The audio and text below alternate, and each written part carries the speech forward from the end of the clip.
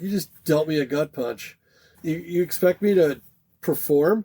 Guess what the next video that came up on my phone? That it's the Patty, is it Smith or Smythe? I think she goes by Smythe, actually. Smythe from Scandal. It's Love Has Got a Line on You. And it's the one where Bon Jovi is playing guitar. That's a good song. Thank you. Mm-hmm. Look it up. I'll put it in the liner notes or the whatever, the show notes.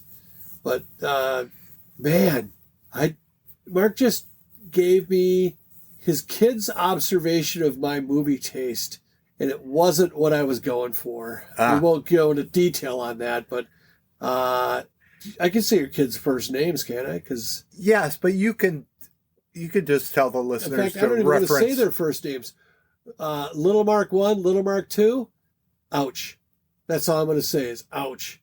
Let me explain myself. People can make their own judgment listening to episode 104. But did they say it before they heard my picks? They said it before they heard your So they picks. assumed it. I wonder if they feel the same way, because I think I think that it would change their opinion. Well, you are a student of comedy, so... Oh, my God. Did that come off a little pompous when I said I was a student of comedy?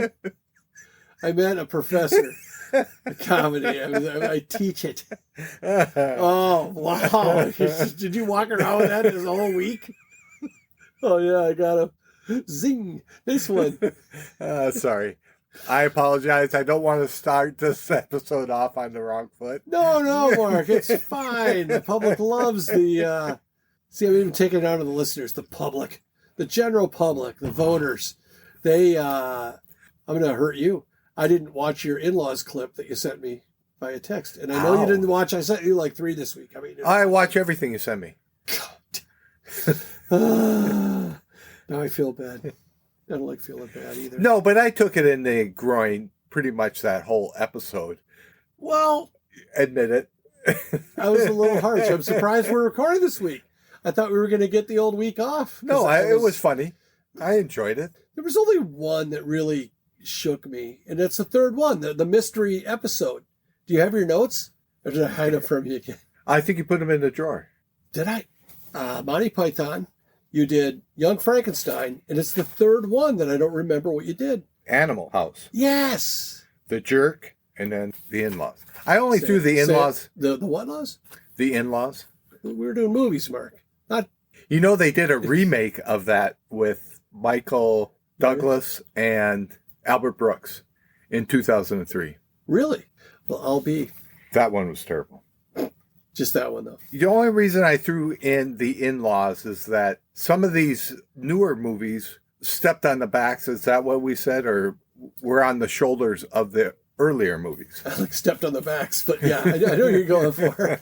So you feel that was the foundational comedy of your boy. I mean, I watch a lot of old comedies. It'd be like the buddy comedies where they don't get along. Like, where's the one with The Ascertainers? Jackie Chan and... Oh, Rush Hour? Yeah. Where, they collide, but then they become friends at the end. You heard it here first on The Ascertainers. The first ever In-Laws Rush Hour comparison. It's a good one. Can't deny it. Well, let's start this episode and then get into it. I introduced the last one and didn't mention your name for about 20 minutes last time. Why don't you introduce this one, Mark?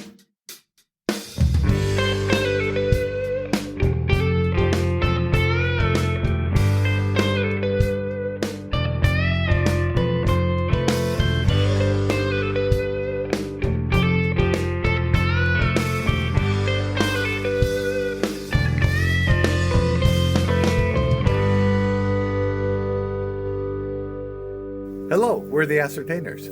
Hi. I am Mark, and my partner in crime is Jim. Drinking a beer. Hi, I'm Jim. And we are here to entertain you for a solid 2 minutes, 4 minutes. Boy, that's really up to the listener, I think. But since I don't know what you're doing right now, maybe if you're at home, hit pause and put on a pair of shorts because it's spring. And you don't know where your shorts are, maybe, if you're like me.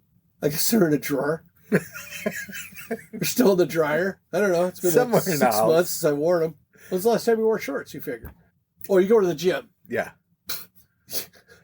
When's the last time you wore shorts outside? October? I think I wore them into November. So let's say it's November. Well, then it's only like 4 months. Okay, well, you can wear shorts or whatever. But anyway, get comfortable. Buckle up. We thought we had no topic tonight. And then I decided, just to be cool, I put some Dire Straits on our little hi-fi we got down here in the old dojo, which is the dojo studio combination. And Mark said, "Oh, I have material for Dire Straits this week." I do. And then I said, "You got to be in-lawing me." Wow. This is going to go on I just all realized night what a long. sick burn that was. You got to be in-lawing me that I, too, have Dire Straits material. So maybe we turn this into well, we're not in search of a topic, but it's just going to be some ramblings. But before we get into whatever the topic might be, the episode that just aired today, that was released today, I thought was pretty good. It had 5 people on it, and that's rare for us, but I think we had the right 5 people for the topic, and I hope they agree, and I hope you all agree. But we talked about movies, so we had my wife and my son and my daughter-in-law, which is a thing I'm sure I'd never say. You asked me 10 years ago if I'd ever utter the words daughter-in-law, and now I got 2 of them. I'm thick with daughter-in-law. But it was fun, and they all did really well. I really enjoyed it. Yeah. The idea is this. If you're thinking about coming on the Ascertainers, looking at you, Amy and Carla, and Jeff and Bill, and I feel like I'm on Romper Room now. Oh, and I see.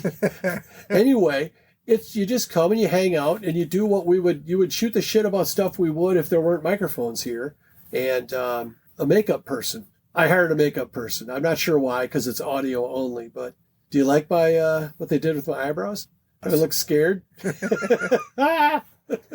Did you ever watch Romper Room, Waiting for Your Name? Oh, I got an easy name. Yeah. Did it happen often? Well, they didn't say the first and last name. They just said Jim. Well, no.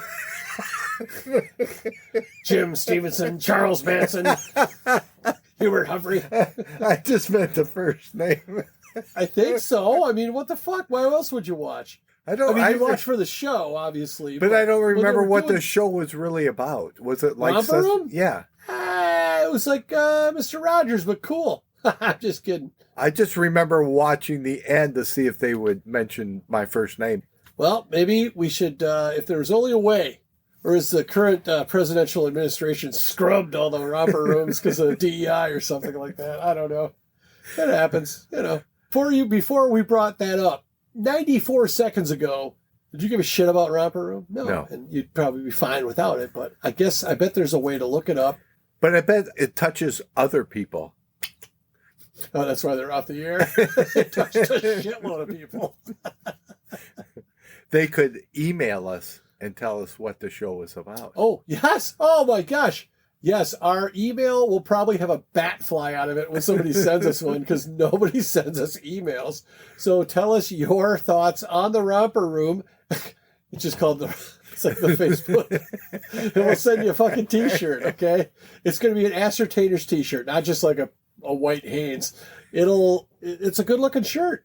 Got to be honest. Mention your name, first name. We'll mention your name on the podcast. Yeah, but you won't see it, but we'll have the little, what is that? It was like a little thing you made big bubbles with. Yes. Like a mirror without a mirror in it. What do they call that?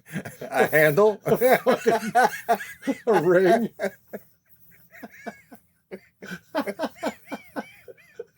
That's it. That's why they're off the air. So there's some reason they're off the air. I hope it was something not terribly nefarious, but kinda, sorta. Had something to do with Mr. Green Jeans. The crossover with I think that was Casey Jones.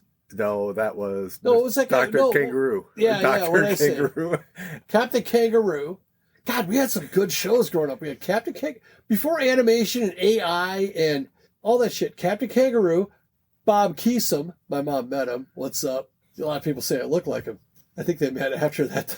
Is that like a Casey Jones type? Captain Kangaroo? Captain Kangaroo was I would say it would be on the same like wavelength of a Mr. Rogers. Oh, I didn't know the actual guy's name that did Captain Kangaroo. I thought you were mentioning another show. His real name wasn't Captain Kangaroo.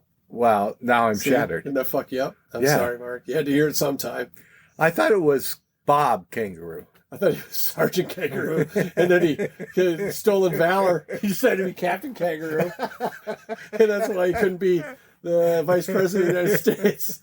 But we're not political. But we are from Minnesota, and don't start with me. Anyhow, that guy's everywhere now. I know. Not naming names. He's got resting Walls face. That's. I'm just going to say it here first for the first time.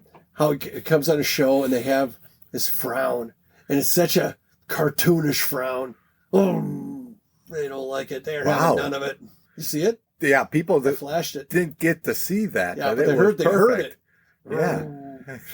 It would sound like a muffled something. So anyway, Where were we?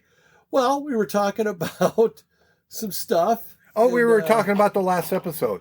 And you did bring that up. I'd like to mention... Well, no, were we in the middle of something? We talked about getting other people on. It's just like a conversation. Name some names, threw some stuff out. How did we get sidetracked this time? We never get sidetracked. We always know where this episode is going. Oh, yeah. It's like we meant to drive into that cornfield, and now we're back. We're trying to get it back on the road, but I hate to admit, and I'm not that deep into it tonight, that I forgot. I flat out forgot.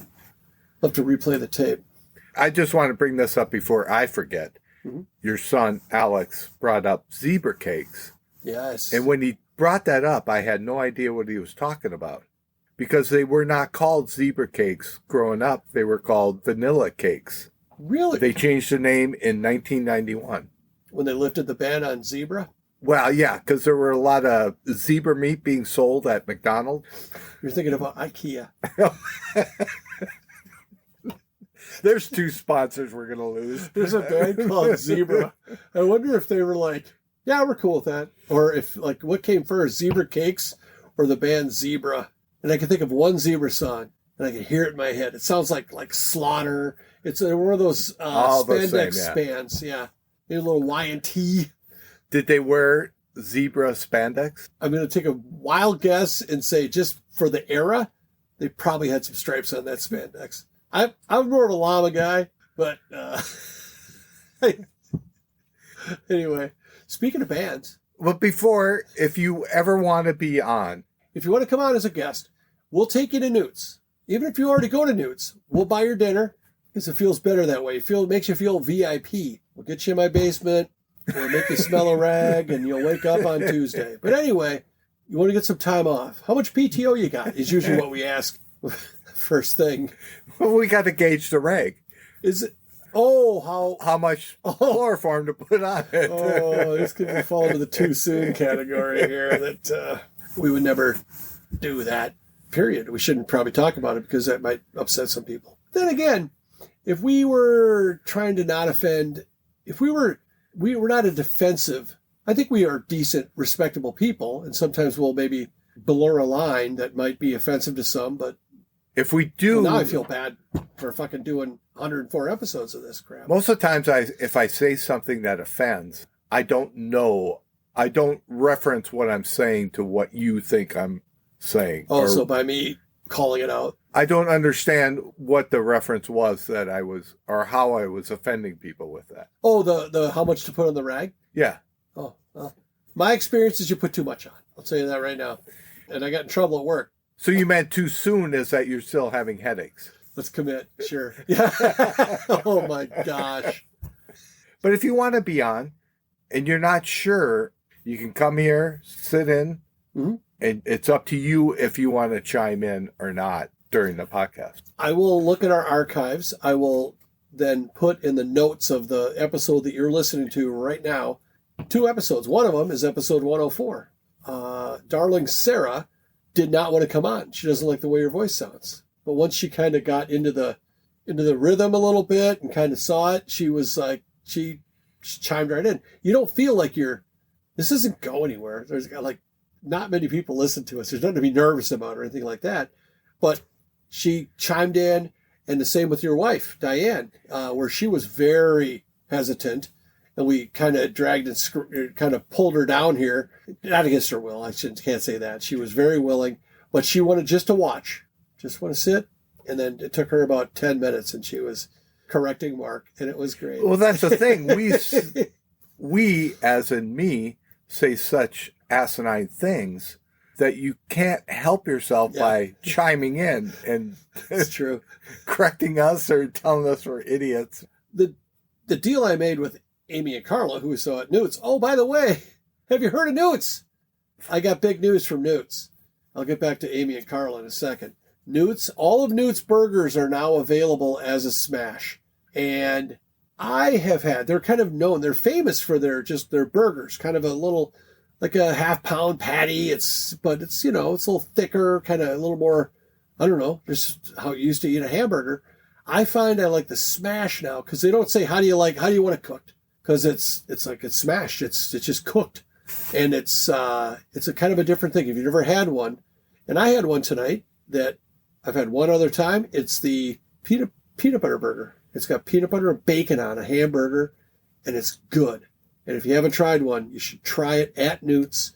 Ask where it's smashed, or Costanza-style. We'll see if that picks up and catches on. I loved it. And you had the fish. I had the fish tacos. Long sleeves, but did you pick it up or did you cut it? I tried picking it up, but then I went to the fork and knife. You went to the Costanza with the candy bar? Are you familiar? Wasn't that Elaine's boss that started that? No, I think he adopted it. I'm trying to figure out who the first person was, but then George picked it up, and then the Yankees started doing it. Right. What was the first thing, though? I don't think it was was it a candy bar? It was a candy bar. Something you wouldn't ordinarily eat with a knife and fork. I thought Elaine was working for some old guy. Yeah, I forget his name. Not Peterman, but the other guy. And he always ate the candy bars with a knife and fork. And she said that was really weird. Kind of like you, when you hear something that's really weird, you say, I'm going to start doing that. You'd be the judge of that. It's only weird to those who don't get it, who aren't cool. So, Newt's. Back to Newt's. Ice cold beer, juicy burgers, fresh pop popcorn, and tonight, very profitable pull tab boxes. I'll say I won out of 3 different boxes tonight. Nice. Again, group play. I played with Mark for a little bit, and we broke even. And then Jeff, my neighbor Jeff, was there, and we grounded out. But yeah, we pulled some good lines. To me, breaking even is winning because you had the enjoyment of playing. You are clearly you don't have a gambling problem. Oh, that was fun. I'm satisfied. Regular gamblers like, well, I started with nothing. I was born into this world with nothing. I'm going to leave it with nothing. Let's go. Roll it. So anyhow, at Newt's, so you're going to Newt's? Just say it with me. Yes, I'm going to Newt's. I look forward to hearing next week's ad for Newt's, who's been our sponsor from the beginning. I have a Mind Haze. You have a what? Coors Light. And that's our sponsorship, and that's all we need. Emphasis on need, Corey. I'm not sure if Corey listens anymore. I'm not sure if he listens any less either. Hey-o! But I made him laugh tonight. I was like making Corey laugh. I like my Corey and my mom. Those are my 2 favorite people to make laugh. So, Amy and Carla. Amy is a neighbor. Carla is a friend. Known her for a lot of years. They say, we want to come on, but we don't want to talk. We just want to watch. We'll take that bargain, okay? In fact, we'll just mute your mics, and then when you do start talking, we'll punish you by not letting anyone hear you. We'll make sure that we put a towel under the door so no one from outside can hear you either. But they were there, and then their spouses were there, and then Bruce. And Bruce came. Open invite to Bruce and Jenny. They've talked about coming on. Yeah. Just come on. It's not that big a deal. But it was nice to see familiar faces again. That's a lot. We had a quarter of the bar dominated. We had 2, 4, 8 people that had a connection. It was tough to peel ourselves away. Yes. I'll stop talking. I'm going to start now. I'm going to be like Wayne's World when Wayne walked off the set and it was just Garth. You ever see Scanners? The guy's head blew up. Yes. When he does the ad lib or when they were doing the fight scene with the father-in-law. Dub. I'll just dub other people's voices in there. I'll do like, who's the guy in Texas? Greg Abbott? No. The podcast.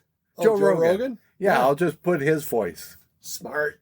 Do you seriously think Joe Rogan thinks he's as cool as we are? Oh, God. Don't go viral. Don't go viral. Edit that out. Don't. He's already here. This won't come out for a week, and he's already on to us. But come on the podcast. Anybody. Anybody. If you can hear this, and if you want to be the first person on your continent to get a t-shirt, if you're real Germany, if you're real Sweden, send us an email. We'll get it to you. I would like to add that we're now, including the U.S., in 16 countries. Hells to the yeah. I saw Tokyo on the list last week. Ireland showed up. Ireland? St. Patrick's Day? Yeah. Could it be? I saw a Cranberries song this week, and all I could think of is when I saw the Cranberries in concert, and this chick was so depressed. God rest her soul, Dolores O'Riordan, maybe that's stereotyping, but it's like she just got done playing like some just beautiful song, and she goes, and this is a song about the other village that just got bombed, and nobody lived, and the people that did live, they're blind and limbless. 2, 3, 4. It's like, oh my God.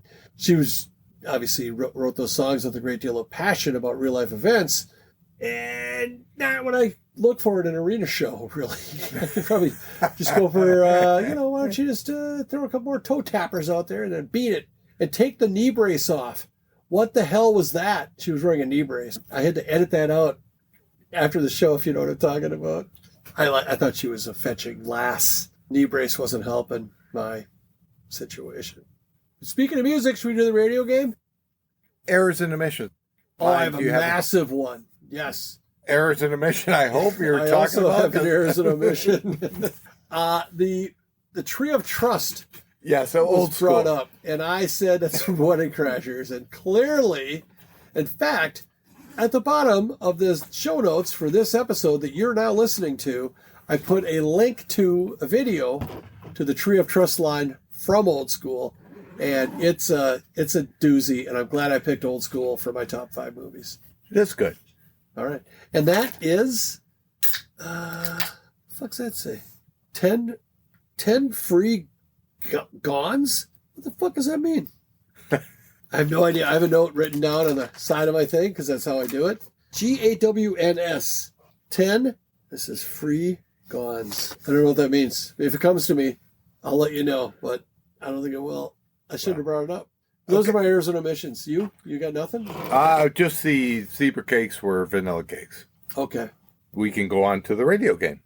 Let's do it. Radio game is an Ascertainers original, and it is where Mark and I will list 4 bands each, and if one of those bands is playing on the little hidden jukebox that you can't hear, when I put an earbud in my ear, then that person wins the radio game. Now, we've since monetized, since we began the radio game, we have monetized it, and we each put $1 a week in, and the pot is up to $100 or nearly $100. Nearly. Although I think we put in like $10 to start it, but it's been like 40 weeks since we've had a winner. I think that's not good.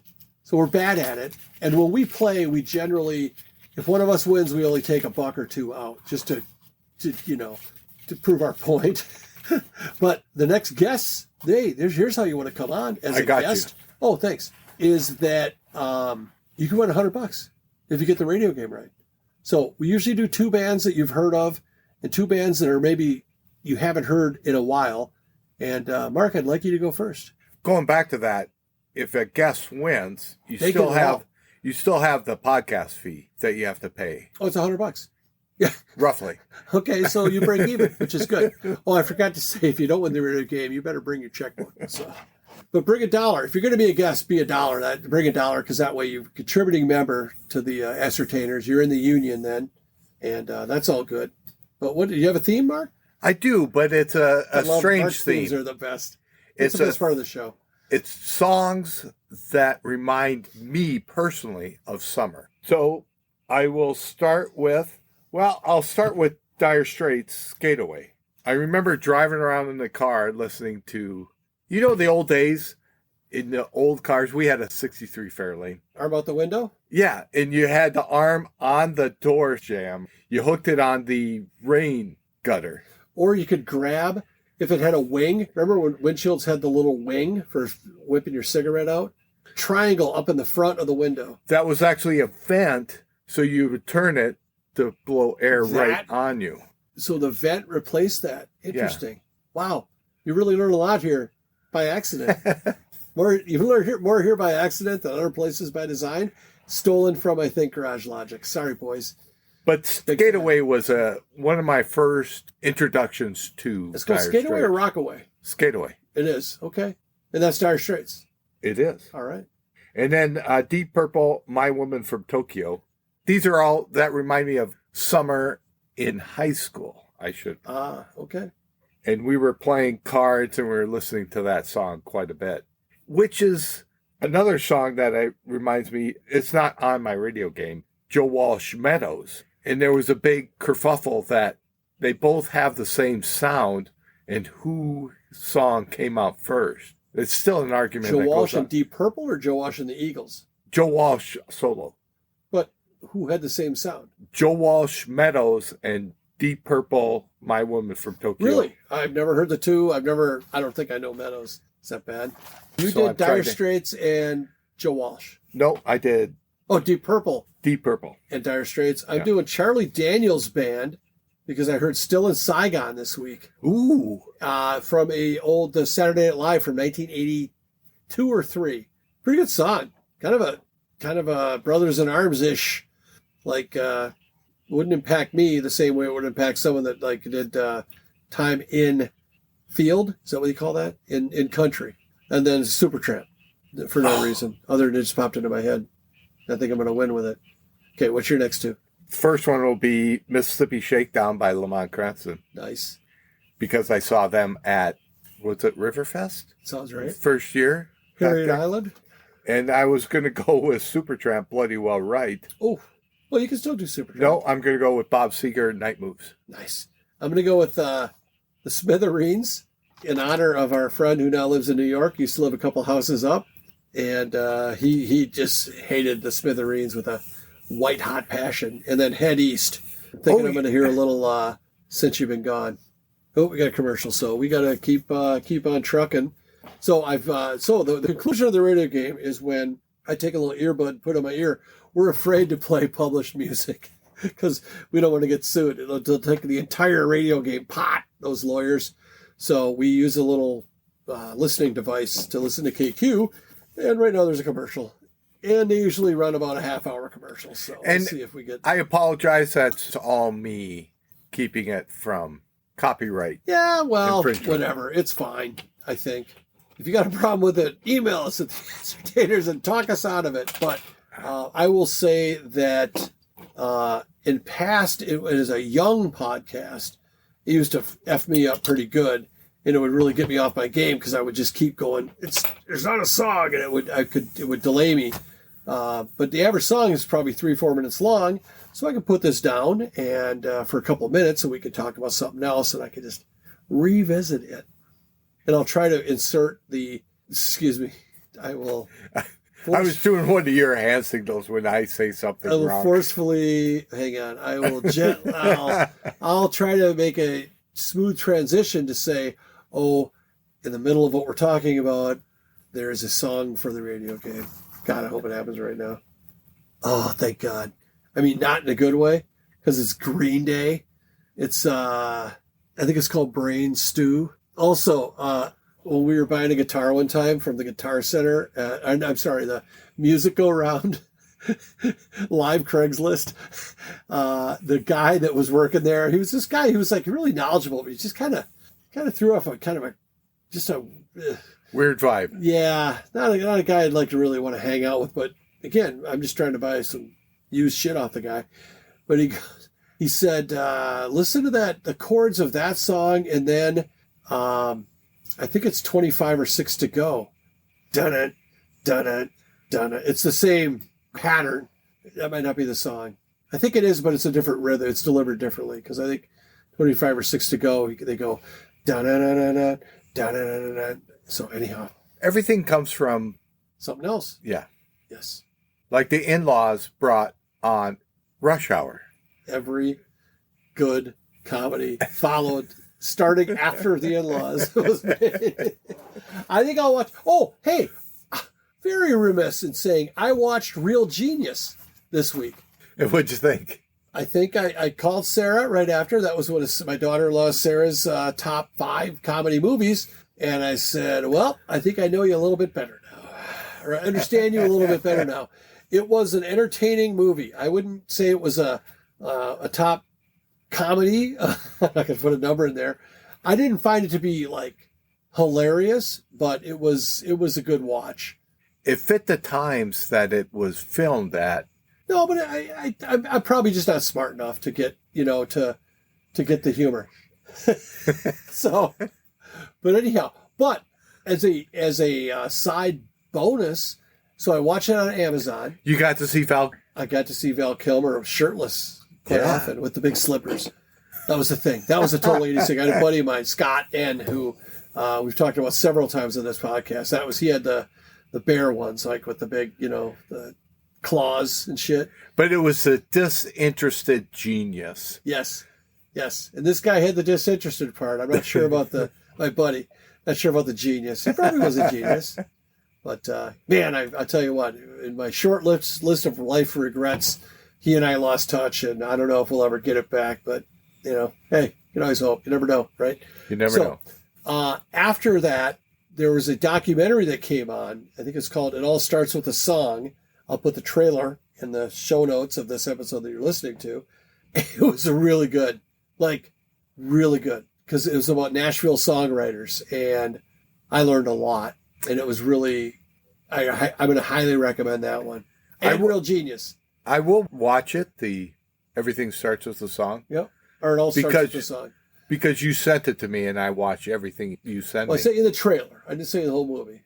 I'll watch the whole movie. Okay, well. Because I always watch what you asked me to watch. God. Okay. Did you see that In-Laws clip? No, I didn't. Son of a... And I'm going to go ahead and double down. I won't. No, I'll watch the whole movie just for you. You won't. Just looking for anything not funny in it so I can retaliate. And you know what you'll say? I learned a lot about Mark tonight. I don't want to know anything more about you, Pally.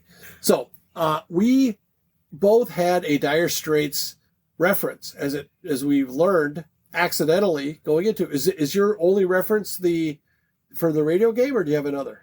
Just a radio game. Okay. Well, I'll do mine. It could take up some time, and of course we can branch off from there. So I have a good friend. I'm not going to name names here because I'm going to say this is actually the Ascertainers public service announcement. And but I think, hey, you know what? If it reaches one person and it causes them to take action, then it was well worth it. So a very good friend of mine met him in high school. Well, met him before high school, but went to high school together. I was actually a college roommate and was in my wedding. We were at each other's weddings, all that good stuff. And you married each other? No, yeah. That can't be right. Well, didn't make the papers, but whatever, no casual thing. So anyhow, we have this fantasy football league that we've been doing for 30 plus years. And he sends out a email to the group saying, hey guys, get a physical and get what's called a PSA check. And a PSA check is something, it's when they do your blood work, it can measure your kind of the presence of or the likelihood of you having prostate cancer.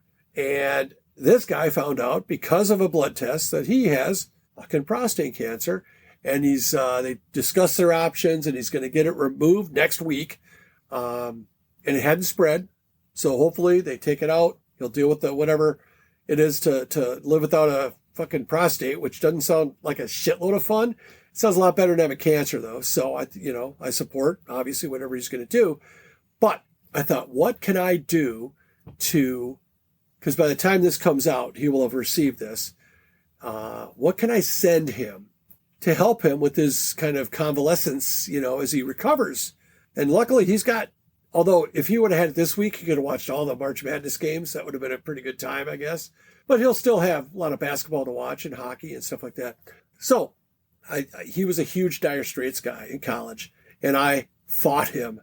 I became a Dire Straits fan way after I should have. Yeah. I came late to the party. Now I'm just like, holy shit. There's no such thing as a bad, early Dire Straits is just really, really, really, really, really good. And anyhow, I thought, okay, I looked up, I go, is there like Money for Nothing is terrible. Well, see, that's what I'm kind of getting at, is they kind of devolved. But I thought, okay, maybe is there an autobiography? Is there like a book or something like that? I came across an issue of Rolling Stone magazine from, I think, 1982 or 3. No, 85. I lied. Yeah. It's 1985. Mark Knopfler on the cover, an interview with Mark Knopfler. So I found a used magazine, because this guy's like a newspaper guy. He's like you. He's I like him. He's a Dire Straits fan. Picking up and, the whole experience. So he'll be receiving at his front door a Rolling Stone magazine, 1985 Dire Straits slanted edition. And I hope it likes it. I hope he likes it. I hope his surgery goes well and that he has a whatever, I don't know what kind of recovery, speedy and effective and all that recovery. And I hope the magazine lifts his spirits a little bit. But for those guys that listen, that don't go, and I'm looking kind of at you, Mark, that don't get physicals every year, you're probably better off. And by the way, I have to schedule my colonoscopy, my second one, because I'm that old. That's another thing. If you haven't got one of those, get one. Because you want to know about it early enough where you can do something about it if there's something bad going on with you. And end of public service announcement. To add on to that, always get a PSA test because you have to know your baseline. Because it's not the number per se, it's how far the number changes to let you know if you're susceptible to cancer. I'll take your word for that as a guy who doesn't go to the doctor. So you just assume that yours has always been good. This was his. No, I got a baseline test. Okay. This person that I'm talking about, who just recently diagnosed, had been going to a doctor in his hometown, and then he's recently moved. People that don't put the pieces together, but he's probably told everybody he knows. And in his hometown, they did the old traditional. Shouldn't we go to have dinner first? The Moon River, yeah. And this was his first experience with the PSA. So he never had a baseline. And they're like, you need further testing. They didn't say you have cancer. They said your PSA is too high. We're going to do other tests, and we're going to do a biopsy. If it's like a 0.8 or 1.0, then... You're thinking about drunk driving. Oh. Yeah. So this guy was probably about 2.4. I don't know. He had enough. Anyway, it was, I'm glad that he didn't wait and it could spread throughout the rest of his body, because you're fucked. So anyhow, I thought I was done, but your public service announcement that... My PSA on the PSA. Yes. Get your baseline. Even if it's low, at least you have a baseline. Just figure it out. It'll tell you if you're in trouble or not. And yeah. And that's a guy I'd like to get on the podcast too. And I don't know if we could talk about that or not. I'll tell you what, I think if it happens to you, then you want to be a cautionary tale. I guess you don't want to be a cautionary tale. You want to keep people from being right. You want to help others. Situation. Exactly. And that's exactly what this guy wants to do. And it's right on brand with the quality of human being he is. So, yeah, I hope he hears this. I hope he's not mad that we talked about him either. But I made a judgment call. Well, I think he'll be fine with it. Cool. I think we're probably ready to wrap this one up. Yes, and we never even got to Dire Straits, really. Well, we had talked about, this is a topicless episode. Thank you for listening. You can get a hold of us at theascertainers@gmail.com, and also the Facebook. You can like us on there. Instagram, but I'm not very good at my job. Don't do Instagram. I don't even do Instagram. Yeah. If you want to really help the ascertainers, share. Like go on Spotify, wherever you're listening, you can share it from there, or you can go on our Facebook and make a comment like, hey, you should listen to these guys, or share it. We got to figure out a way to link our episodes to Facebook. That would probably help a shitload, but yeah, we're not that I'm not interested or capable. Yeah. Where disinterest meets inability, the ascertainers. Well, thanks for listening anyway. Goodbye. Have a good week.